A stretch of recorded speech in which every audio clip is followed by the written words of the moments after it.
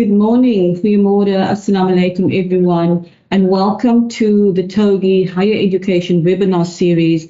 This is our second presentation of the webinar series, and I am Masnoenah Kamalie, HOD for the Postgraduate Certificate in Education program at the Two Oceans Graduate Institute, and I will be your host for today's webinar. And this is... Good morning, everybody. My name is Olivier, and I am the... good morning, everyone. Apologies, we seem to have had a bit of a sound problem. Our sincerest apologies for that. We are going to just start over. Thank you very much for your patience. Can everyone hear us clearly now? Please indicate in the chat if you can't hear us. Okay, thank you so much, Amanda, for sorting out that technical glitch there. Good morning, goeiemorgen, and assalamu alaikum everyone, and welcome to the TOGI Higher Education webinar series. This is our second presentation of this webinar series, and I am Masnoenah Kamalie, HOD for the Postgraduate Certificate in Education program at the Two Oceans Graduate Institute, and I will be your host for today. And with me we have... Good morning, everybody. My name is Olivier, and I am the Online Pedagogy Coordinator for the Two Oceans Graduate Institute. And I'm looking forward to sharing some ideas with you.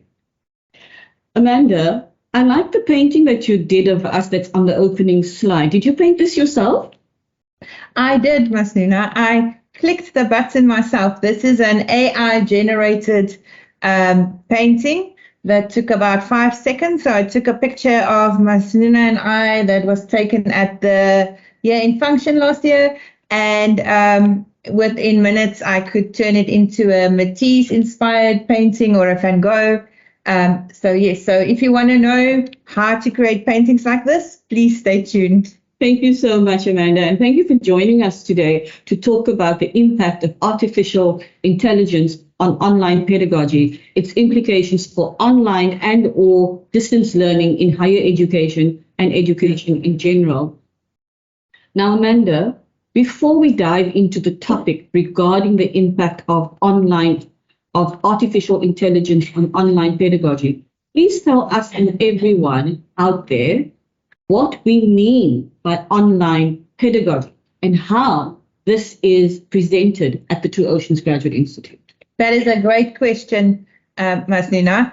So in short, pedagogy can be defined as a method and practice of teaching. And for that reason, online pedagogy would be the method and practice of teaching in an online environment. And because we at the Two Oceans Graduate Institute firmly believe in preparing students and the future teachers for the 21st and the 22nd and time period beyond that, we are incorporating the 21st century learning design concepts as well as other learning theories. And we want to put a big emphasis on interaction with students and collaboration, because that's some of the skills that's going to be most needed in the future. And as you can see on the screen, I've added a synthesis of 15 different 21st century learning frameworks, as that was published by Kamalie et al. In 2013. So this is just so online pedagogy at Two Oceans are trying to prepare students to be the best teachers that they can be, and through that also train students to be their future students to be the best that they can be. And we place a big emphasis on the 21st century skills, and that's why we're going to use AI to help us with that. Wow, this sounds really interesting. And perhaps we can ask our audience and those interested out there who are interested in online learning offerings at TOGI to visit the website, which is www.togi.ac.za, to learn more about what it is that TOGI has to offer as an accredited and registered higher education institute. Now, Amanda, let's dive into the topic of today, which is artificial intelligence and what it means for higher education. But before we do that, let's get some input from our audience. Since this session that we're having today is going to be an interactive webinar, And with that, we are here to learn from everyone. We're here to learn together, and we can benefit from each other in this way. Attendees, let us hear from you what you think AI is. Drop your message and response in the polev.com/Amanda Olivier 563. Type your answer there, or leave a message for us in the chat, and we will engage you in that regard. Please send your messages through to us so that we can see what you understand AI to be.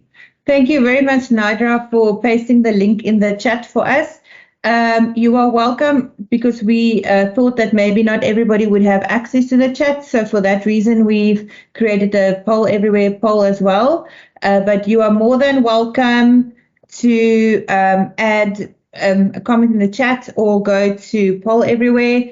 You don't need to download the app, but you're welcome to do so if you'd like to. I can see that there's a lot of knowledgeable people in the audience, so we would really like to hear from them, their thoughts. So one comment so far, Amanda. Let's see. This is from Dr. Janice Ferreira. She's an MBA and she's a guest attending the webinar today. And she says, artificial intelligence is the simulation of human intelligence processed by machines, especially computer systems. Specific applications of AI include also, she says, expert systems, natural language reprocessing, speech recognition, and machine vision. That's a very interesting response that we've received from Dr. Janice. Thank you so much. Thank you very much, Dr. Janice. And then as I'm sharing on the screen, we also have people taking part in Poll Everywhere. So it seems like the buzzword is intelligent, or the word with the most response is intelligence, then clever, generated, computer, artificial, non-human, technology. Let's give it another minute or two for one or two more answers. Mm-hmm. If there's anyone else that's you see it's still moving. Technology, artificial, generated thinking. I wonder, can AI think, Masnoenah? I wondered too, actually, Amanda. I see some of the words that are coming through here: information, computers, assisted, collected, thinking, enhanced, non-human. Very interesting. Is there anyone else that's still trying to leave a word for us? That's still trying to log in, or any more answers in the chat, maybe, Masnoenah? We don't have any more responses in the chat, Amanda. But let's say, now that we've heard from the audience, and they seem to have some idea about what AI is, can you please unpack for us what AI actually is? I can surely do that. And I welcome the audience's input at any time, because as we said, at TOGI, we believe in collaboration and learning and growing together. So please feel free to comment in the chat at any time. So the definition that I've written down is that the artificial intelligence is a simulation of, I'm sorry, I'm not in presenter mode. Let me go back there. Artificial intelligence is a simulation of a human intelligence processed by machines, especially computer systems. So in other words, Masnoenah, it is a simulation of human intelligence. A computer cannot think. If you don't input something, you're not going to get anything out. And as I decided to add this image from mygreatlearning.com, which is a blog post, because I thought it summarizes the different parts of AI well. So we have machine learning, which is, I like to call it our entry level into artificial intelligence. Examples of that is Siri, Alexa, Netflix could be an example. I don't think it's the best example, but I think it's an example that most of us know about. And then, so that means it specializes in one area and solves one problem. Google search is an example of that. So for example, we're all looking for UPSs and inverters at the moment. So if you search Google for an inverter, for example, you're going to get all of these ads all over on Facebook, everywhere. So that's an example of machine learning working through an algorithm. Then you've got machine intelligence, and then you've got machine consciousness. And I think it's at the level of machine consciousness where we all start wondering if machines are going to take over the world. But I'm sure we're not there yet. Oh, wow, Amanda, this sounds very interesting. But at the same time, I want to say that it sounds a bit daunting. I mean, are robots going to be taking over the world? Are they going to be taking over our classrooms? Is this something that we need to fear? I wonder if the audience or the members out there feel the same way, and if they know how long AI has been part of the education sector and conversation, and how long it's been a buzz in this area. So, audience, let us know in the chat and on the other platform, how long do you think AI has been part of the conversation in education? We've got some messages coming through on the chat. Let's have a look here, Amanda.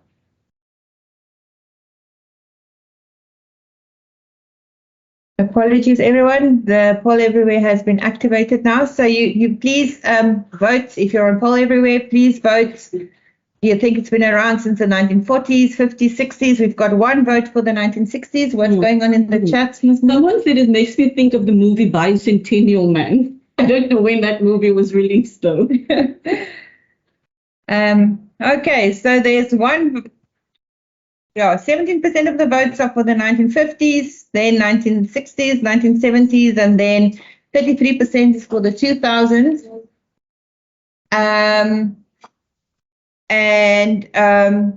So let's give it another minute or two. Let's give it another minute or two. I think that we should have had a prize, because I can see that only 17% of our participants are correct at the moment. Wow, interesting. So it's between the 1950s and the 1970s. So let's see. Let's give it another minute or two. Let's see who's going to win. Let's see who's going to be the bigger group that's going to get the. Now the 1980s are coming in as well. So it's between the 1950s, 1970s, and 1980s. Let's give it. Yeah. One more vote. Anyone else? The 2000s are in the lead, and then the 1960s. Interesting. You can vote more than once. Okay. Yeah, so there's some interesting responses coming through on this, Amanda. As you indicated there, some are saying the 1950s, some are saying 1960s, and in the lead of the 1960s and the 2000s at the moment. So the 1960s are way in the lead at 38% at the moment. So I think let's close the poll. And then let's see what research says about this. Let me go back to our presentation.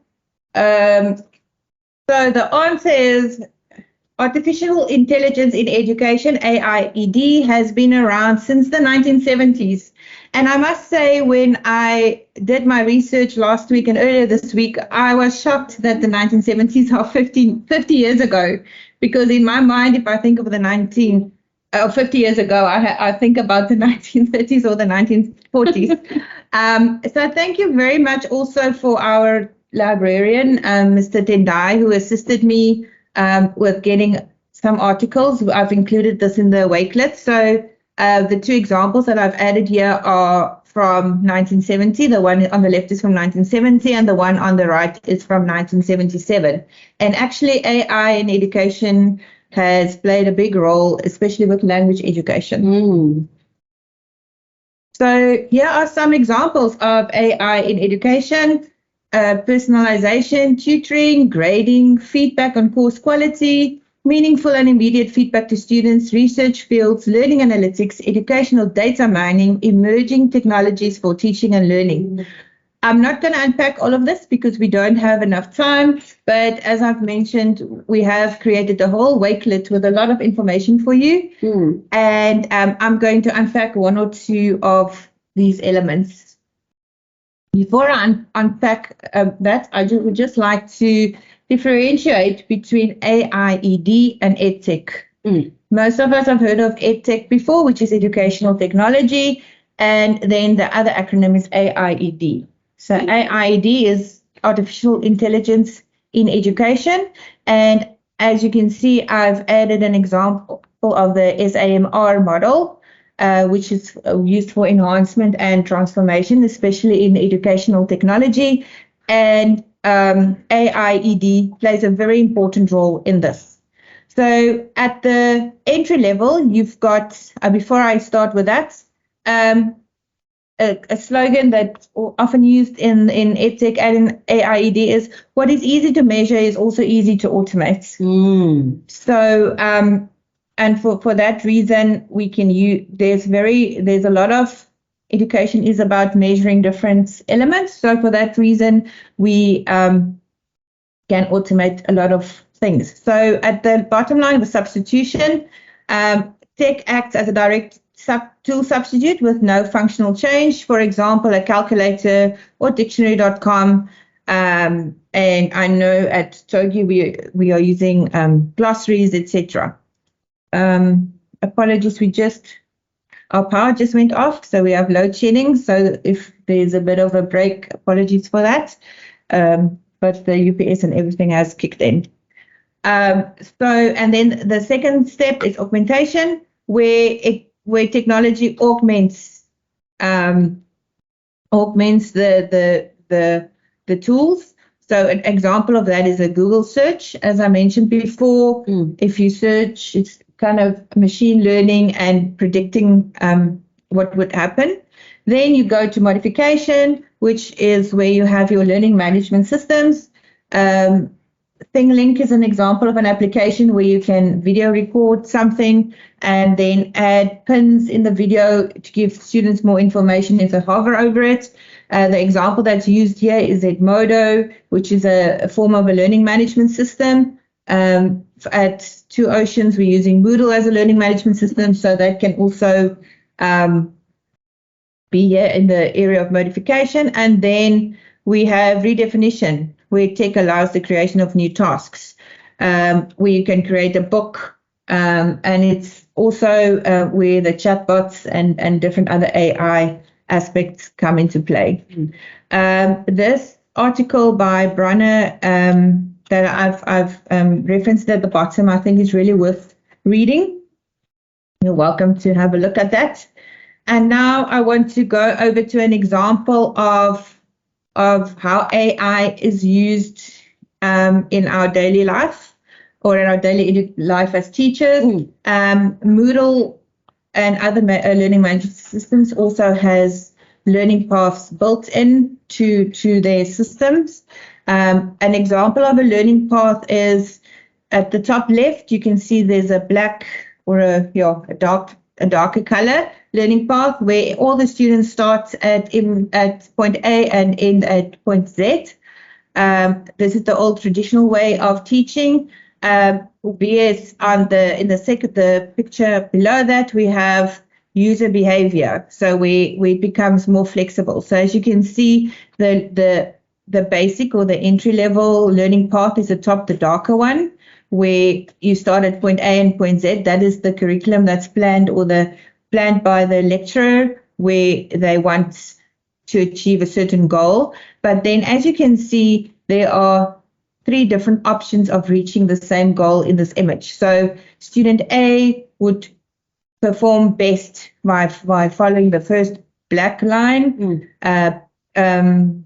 Student B, which is the teal color, would start at point A and then have to differentiate and maybe skip a bit and then go back. And then the green student C, would do exactly that, would kind of follow the black path and then the teal path and then the green path and then end up at the same point. And this is further explained in the last image, where users can choose the right resources at the right time, also known as just-in-time learning.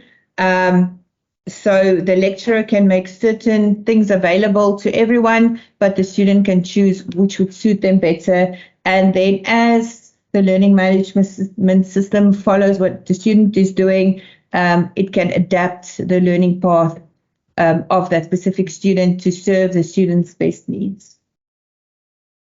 I don't know, do you have any questions about that, Masnoenah, or are there any questions in the chat about this? It all sounds so interesting, but at the same time, I want to say there's an aspect of this that leaves me a bit concerned, that are we heading in the direction that at some point AI is going to take over our classrooms and educators will be non-relevant?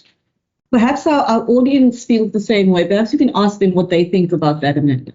Yes, let's ask the audience. Will AI replace educators? And again, you are welcome to put it in the chat, or you are welcome to put it on the in poll everywhere. I'm just going to quickly activate the poll.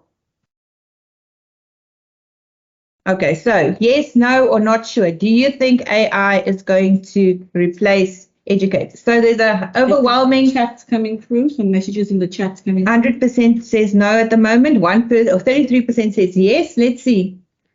Quentin Terhoven is asking us, does AI have emotion? Interesting. Interesting, Quentin. I don't know. Do you think AI has do you think Alexa has emotion?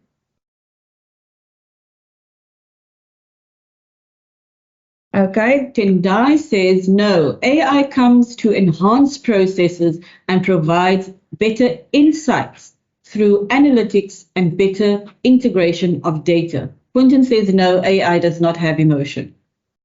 We've got Lee Morris coming in and she says, does it matter? Education needs to change. And in that space, the concept of an educator will change. So even without AI, educators will be adapting and changing anyway. Dr. Chani says, only if it is programmed. So we've got like a mixed response here, Amanda. And I see Adrien is also saying something. Adrien says, any teacher that can be replaced by a computer deserves to be. Okay, that's ouch. I see there's a lot of more responses. Thank you so much for taking part. Masnoenah and I were worried we're going to sit and chat all alone. Yeah. Okay, wait a minute. Quentin is saying working with personalities needs emotions.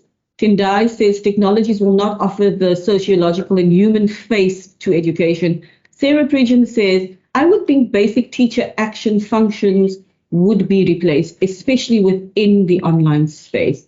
Mishka Mohammed says, no way. Education needs the human touch to enhance holistic development. And then Shamil Martinez is coming in and saying, no, not in sciences where students need to perform experiments in a hands-on approach. So can I ask Shamil a question then in return? So Shamil, if I build a robot and I program it to safely perform experiments and I put artificial intelligence in it so that students can't get hurt or I can't blow up myself because I make a mistake as a teacher, don't you think that is a possibility? And then I like what Tendai also said is about the sociological and human face to education. Yeah. And just go back to poll everywhere, 25% of the respondents said yes and 75% said no. Okay, so Amanda, I feel that the vote that's come through has given me some solace. That 75% feels that, AI is not going to replace us in the classroom. But on the other hand, I want to ask you, how do we respond to AI and its possible negative implication for academic integrity? I mean, what happens in the space of assessment quality and standards, and thus the actual graduateness of a higher education learner that comes out of an undergraduate or even a postgraduate system? I mean, if a robot can write an essay for you, how will that impact the standards such as plagiarism checking, academic research, output standards, and so forth? Can you unpack that for us, please, Amanda? I will. I just want to take one step back. Sure. And go back to the question where we asked, will AI replace educators? Sure. And research has shown that, and also the general consensus is saying that AI can make teaching jobs better. As I said, some of the tasks can be automated, so it can make it easier, maybe less admin for teachers. AI can support and augment effective teaching, like I showed in the example of the learning path. And then also AI can enhance teacher professional learning. So just as AI can assist students with their learning paths, AI can also assist us as teachers and educators to see where the gaps in our knowledge are and to assist us. I actually, on the slide, I actually like the middle picture where it says the teacher is sitting behind the desk and then the robot is teaching. I'm sure there are many teachers who feel like that sometimes. But also what I like about that image is the fact that the teachers and the robot in inverted commas are working together. And Masnoenah showed me that Quentin actually said that a combination would be a win-win recipe. And Quentin, that image in the middle with the of the robot and the teacher taking turns is a good example for that. And then there was another comment. Adrien said that on her comment that any teacher that can be replaced by a computer deserves to be. Adrien elaborated on that and said, naturally, I do not hope this to be the case. Teaching is both a science and an art. Certain aspects cannot be replaced. Kindness, values, and create a sense of belonging. Yes, that's a very good comment, Adrien. And we sometimes can also program robots to do, or AI to be emotive. Yeah. But that's but I don't think we should replace the human touch. So go back to your question, Masnoenah. So about higher education and or about how AI is being used at the moment. I've added a whole list of areas where it's being used at the moment. So plagiarism detection.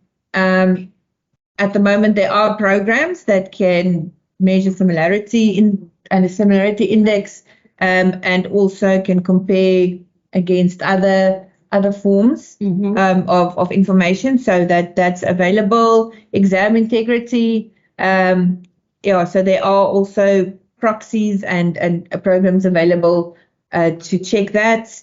I'm going to go skip a few and then go. I've spoken about the learning management system, the chatbot. I'm going to speak about intensively now. The transcription for faculty lecturers, enhanced online discussion boards, academic research, and connected campuses. So this is how it's already been used.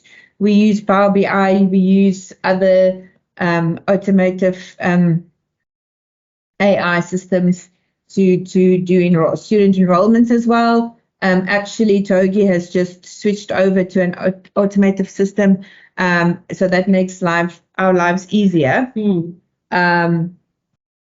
Yeah, there certainly are ways, and I like Quentin's comment where he says that a balance between the two would be a win-win situation, and there definitely are ways within our sector of education how AI can be supportive, as you just pointed out, Amanda.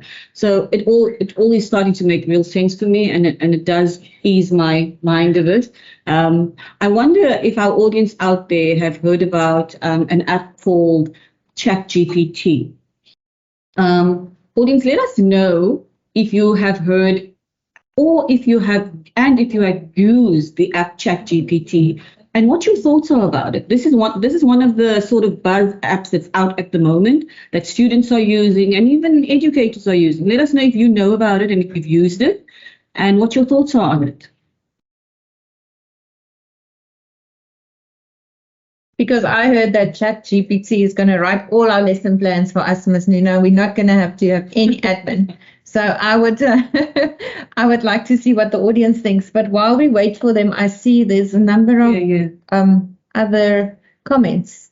Sarah Pridgeon is saying that she saw ChatGPT write an essay in seconds.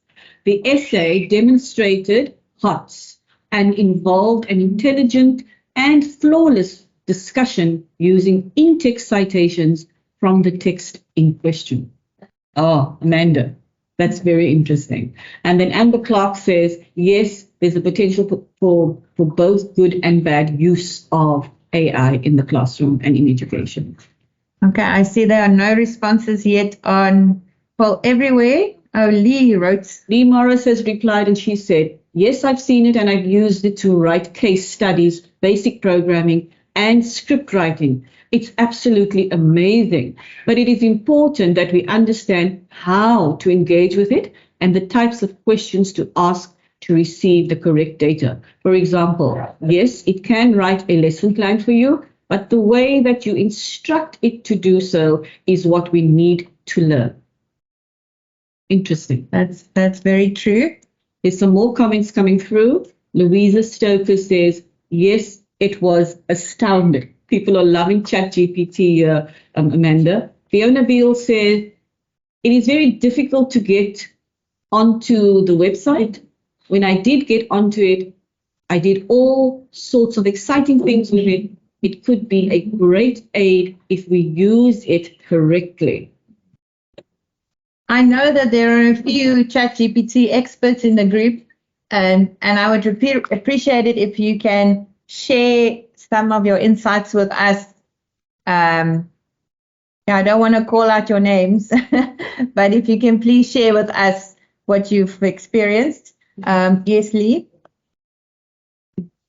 Sorry, Masnoenah, I said Lee said something. Yeah, Lee said something. She's replying to Sarah's comment and she says, there's more argument to ditch essay writing as a way of demonstrating mastery of knowledge if a GBot is writing your essay for you.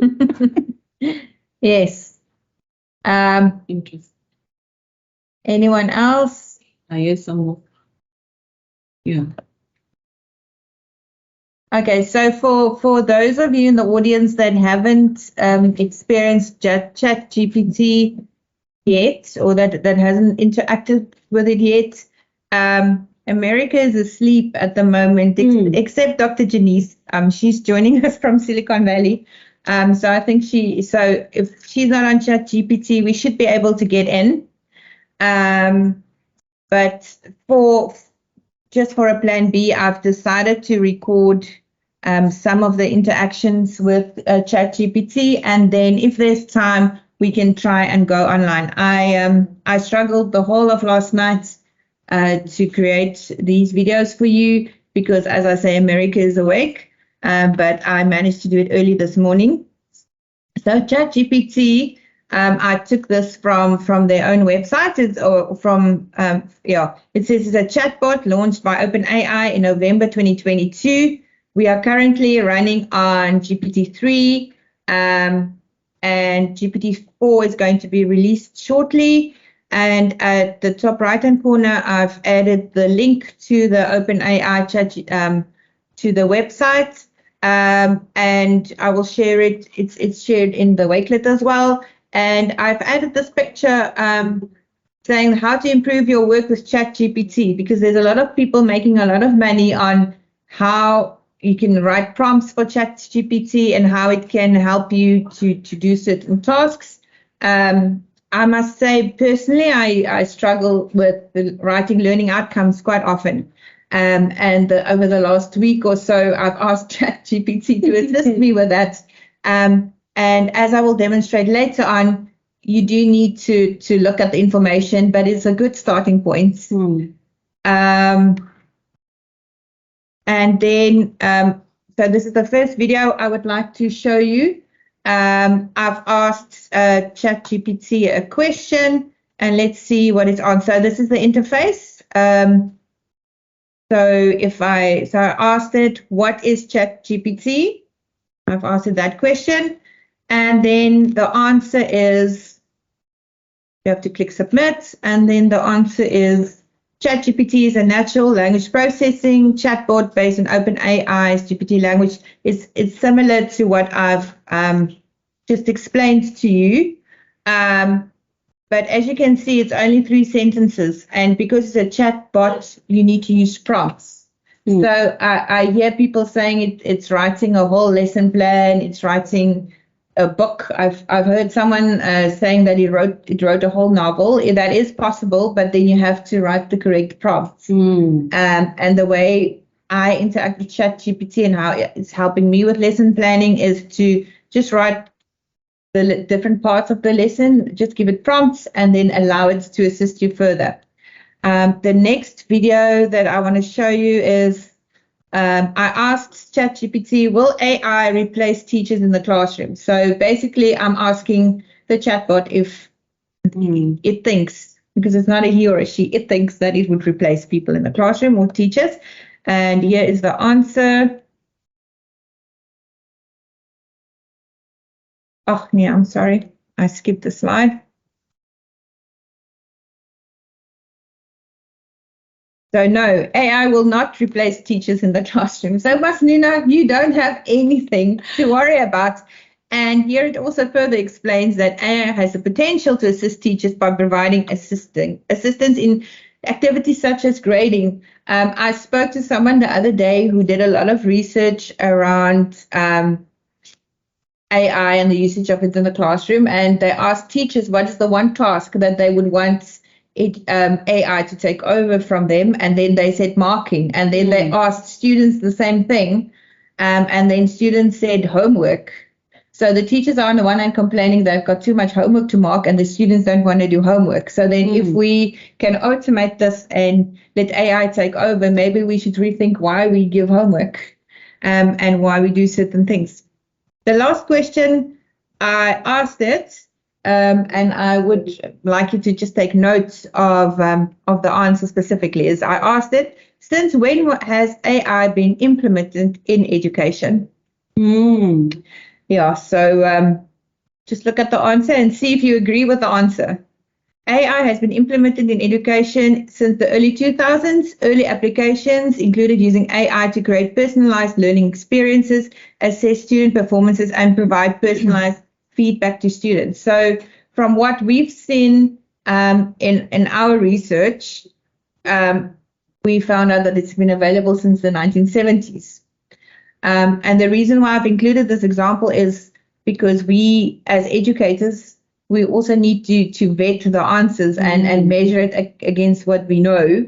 So for that reason, the chatbot or AI can't always give the correct answer. And this brings me to another point. There's a lot of questions around, should I use the chatbot in the classroom? And I know in South Africa we have the POPI Act, and where does the data go? And it's also an ethical issue. So for us, the world works in currency. It's either emotional currency or physical currency. So Microsoft and others have spent billions of rands on this ChatGPT app, and now it's available for free for everyone.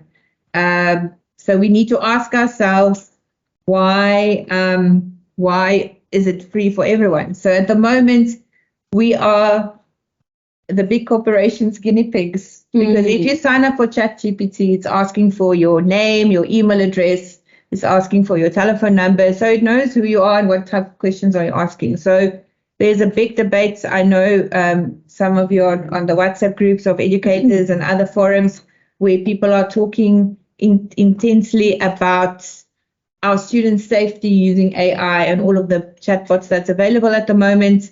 And we are selling our information, and we are, because machine learning or AI works in the way where we upload information to the system or to the computer, and then it gives us information back. An example of that is there's a chatbot that went live, I think about 2 weeks ago, where you can ask questions to 22,000 historical figures.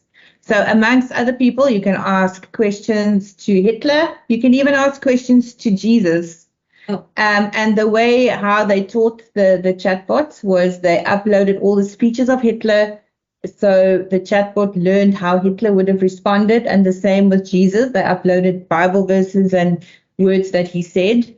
So now you can go into the chatbot and have an interview with Hitler or Jesus. Prof. Baxen? I think you could perhaps just tease out some of the ethical dilemmas that are attendant in this whole process. So ethical dilemmas like that impact integrity, etc., etc. I'm just repeating. Are you repeating? Sure. I'll repeat the question. Okay, so Prof. Baxton is in the room with us. So she asked the question that we need to unpack some of the ethical dilemmas around using AI, and the second part of the question was the impact of what it would have in the classroom. Yeah, that was the gist of your question. The integrity of information. So we can get, maybe some of our very intelligent audience members can start answering the questions along while I just finished this about the chatbot where you can ask historical figures questions. So now the ethical dilemma around this is that there's a bit of a worry around being able to ask Hitler all sorts of questions because, for example, the trends and the tracks are that people are asking Hitler all sorts of things like how did he come up with the ideas that he did, and how can we replicate what you did, which might not be for the benefit of everyone. And then to go back to the ethical dilemmas that Prof. Baxton is asking about, is and I want to add on to what Lee said in the chat around. Just go back to the chat, please, Masnoenah. What Lee said about should we then still ask students to write. What did she say about essay writing? Let's go up a bit. Up a bit. Yeah. So she asked. Wait. Go down a bit. No. More arguments to ditch essay writing as a way of demonstrating mastery and knowledge. So the ethics behind this is that we need to teach our students how to interact with computers and with life in general properly, and information out there properly. This brings me back to digital literacy and digital citizenship. But also we should assist students to use AI to our benefit and not to our detriment. And a whole different conversation is around assessment and how this is going to, are we as educators are going to have to stop assessing in a certain way and asking certain questions of students. And there's also companies at the moment that are building chatbots on top of the ChatGPT-3 system that are student and child safe, that can help with that ethical issues. Because at the moment you can ask ChatGPT anything and it will answer you anything. So we need to train and to educate our students to be good academic citizens, and like I said, to rather enhance whatever they know through AI than to use it to think for them. Because I think, Masnoenah, someone asked over the last week or so, I had a lot of conversations around if AI does all the thinking for us, so what's going to happen to our brains? Yes, Ridwan asked that. Ridwan asked that question. So ethics is important, and we need to assist our students to be good academics as well. I mean, Tendai was asking a question here about citations and referencing. So just asking if chatbot is able to do that as well. And I think that also speaks to the value of integrity and ethicalness, ethics within research and writing. Yes, that's a very good question, Tendai. Thank you for reminding me of that question. So at the moment, there are two sides of the coin. When we look at ChatGPT writings by ChatGPT, sometimes plagiarism programs picks it up as plagiarism, or sometimes it doesn't. ChatGPT can reference. It references quite badly from time to time. Sometimes it references quite well. So it seems like, from what we've seen or what I've seen, it seems like in certain areas there are more information loaded, and from other areas there are less. So, for example, if you do research in a certain area, it will reference well, and in other areas it won't. Thank you very much to Dr. Janice for coming up with a list of ethical issues. So the first issue she listed was privacy. So many AI systems ask users for consent to the program using and accessing personal data. That's what I explained earlier. And then surveillance. That's what I tried to find because ChatGPT can find me. Autonomy, and then bias and discrimination. Because I'm not sharing those examples with you at the moment, but ChatGPT can be a bit biased if you ask it the correct question or the certain prompts. Sarah said something about the writing, and then there's something else, Masnoenah, that you wanted to mention. We just getting some comments through here from everyone, and Sonia De Brain says, for AI to use language, it needs to know the language structure. Oh, sorry. I'm saying that Sonia has engaged us here with some interesting feedback. She says that for AI to use language, it needs to know the language structure, vocabulary, and language rules. Same as for human students. The only difference is how fast humans learn versus how fast AI learns. And also Dr. Janice coming in and saying communication is also part of the aspect of ethics there.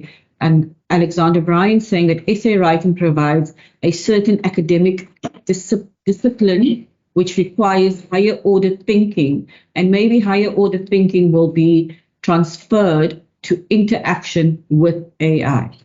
So these are some comments coming through on the chat, some engagements here from everyone. Shami Martinez is saying, how will education in AI deal with the digital divide between poor and rich communities? And I think this also speaks to the bias that you were talking about earlier. It could possibly speak to that. Can I answer that you question? can unpack that quickly, but let me just read the comment written here by Ridwan. Ridwan says, the question of ethics in an AI and ML space would also be extended to its impact on human rights and human rights activism. You can respond and engage with Shamil and everyone else's comments in that regard. So there's a very lively discussion about essay writing, especially from the language teachers. And as I explained earlier, AI has been used in language teaching since the 1950s. So there's a wealth of articles available, and actually most of the articles that Tendai assisted me with are about language education and AI. I'm going to share that with you. And then Shamil, the digital divide between poor and rich communities I think that's a very, very important topic. And my personal opinion is that we can use AI to our benefit to help establish where the gaps are or where the needs are.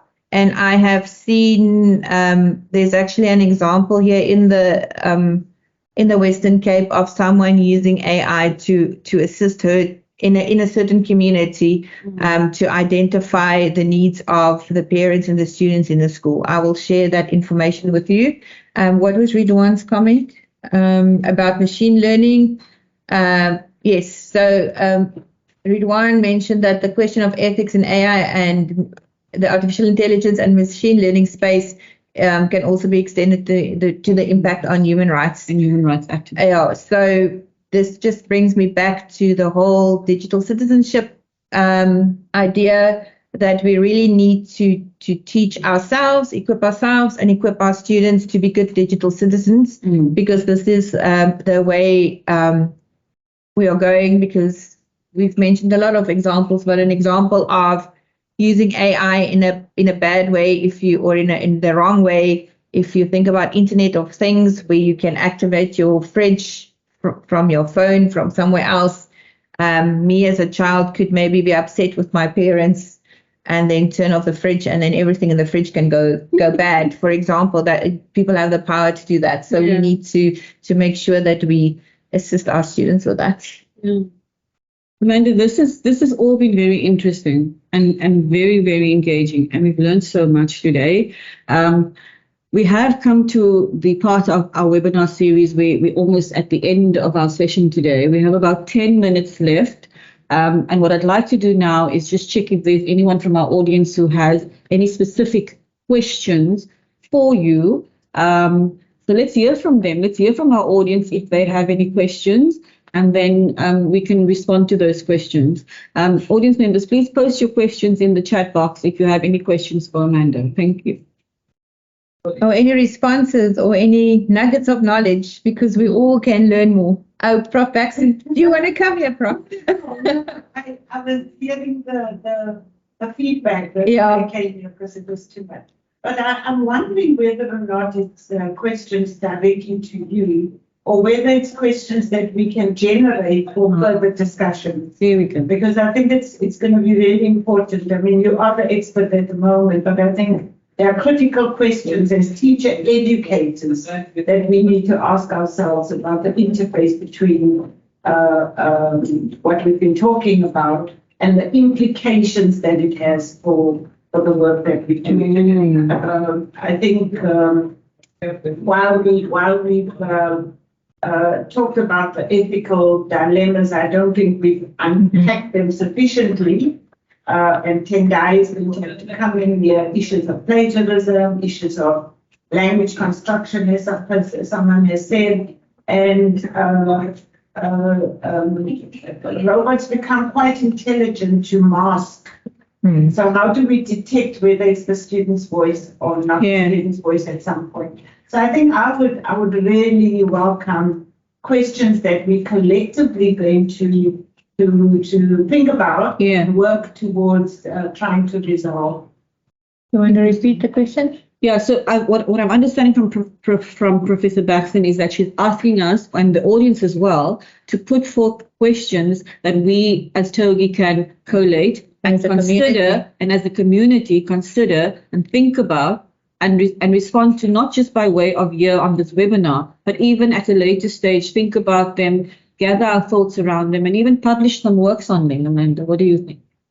Yeah, I think that's a good idea. It relates to teacher education, our work as teacher educators. Absolutely. There's a question coming through from Ridwan Jawuddin. Yeah, we will. I see the question from Ridwan, and I think he can also assist us with that answer as well. But before we go on to that, so just to or whatever, to just repeat what Prof was saying, and I think it's very important, is that we need to think about our role as teacher educators or as educators as a whole, and collate all sorts of questions. So if you have a lot of questions around this or the ethics, or if you have a specific interest around it, please let us know, and then we can create a professional community of practice around this, because I'm not aware of a community of practice around this. Ridwan, I'm coming back to your question. So Lee is asking, you want to read the question? Yeah, I'll read the question of Lee's asking. Lee's asking, how will you use what is happening in the field of AI to innovate how TOGI assesses the students, as opposed to finding ways to protect and fight against the spread of AI? My opinion, Lee, is that AI is here to stay, so we need to embrace it and use it to our benefits. We can't try to fight it. We have to, if you can't beat them, join them. That's what I always say. So we are at TOGI, we are looking at our assessment policy and the way we assess. And I'm sure that we are going to incorporate AI and how it's being used to assess in our assessments. I hope that answers your question. Yeah, I also want to add to that, if I may, Amanda, as a community of academics, and we can also come together and think about the question that Lee has asked us here, and she can also obviously add to that type of conversation, and how TOGI as an institution of higher learning can respond to how it will use AI in an ethical way in our space. Yes. Amanda, I'm sorry, but we only have 5 minutes left. We have one more point coming through here from TOGI. Can you please just read that for us and respond to that as well? And then we'll have to close in the next 5 minutes. Okay. Ridwan, we haven't forgotten about your question. It will be answered. So AI in part is premised on good data management and data use. At what point can this data literacy be incorporated in the training of teachers? That's a very good question, Tendai, and I really think we need to unpack this data literacy and digital citizenship like we mentioned before. And just digital literacy in general, because some people feel that data literacy is part of digital literacy and other people feel that it's two separate topics altogether. Mishka is asking, will this possibly be incorporated into the technology or robotics curriculum in the future for future teachers? We are looking at the coding and robotics curriculum at TOGI at the moment, and we're also looking at the draft curriculum from the Department of Basic Education around coding and robotics. And I see you're referring specifically to teacher education. And at TOGI, we believe that we want to prepare our teachers, our future teachers, above and beyond what is expected of them in the general curriculum. So we do have a bit of AI and machine learning at the moment in our coding and robotics courses. Luckily, we have both of our coding and robotics lecturers in the call. Mrs. Fiona Beale and Ms. Amber Clark are here, and they are both experts in this field. So we are incorporating it at TOGI. I like the comment that has come through from Dr. Janice, where she says, I think she's encouraging us to have mind shift, where she's saying move from adaptation to adoption.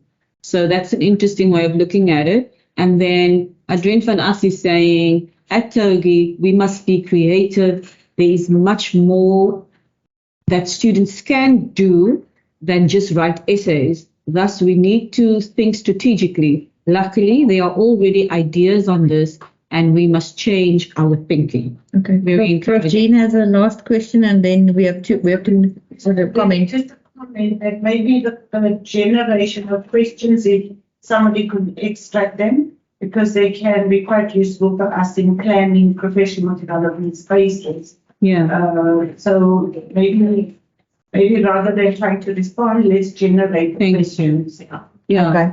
We'll do certainly. Professor Gina has encouraged us to collate the questions that have come through on the chat and to think about a more meaningful way to respond to them and so forth. So that's what we'll do. And unfortunately, we will have to close right now because the session will end in about 30 seconds. So I'd like to thank all of you for joining us. I'd like to first of all thank Amanda for joining us today and for speaking to us about the impact of artificial intelligence on online pedagogy, its implications for online learning and distance learning in higher education. And thank you everyone who joined us today from all over South Africa and I think from all other parts of the world as well. Thank you, Dr. Janice, for joining us from, where did you say she joined us from? From Silicon Valley. From Silicon Valley. And we hope to see you again at the next TOGI Leadership in Education webinar. But how can I please interrupt you, Masnoenah? Yes. So we had quite a number of guests. It's not only Dr. Janice. I just want to give a special shout out to Lee Morris, who's always been a fan of TOGI, even though you're not with us anymore. Thank you so much for engaging with us and for being here today, and all the other visitors. And actually, we had some TOGI students here as well. So thank you very much for everyone. Thank you everyone for joining us. See you at the next webinar. Bye-bye.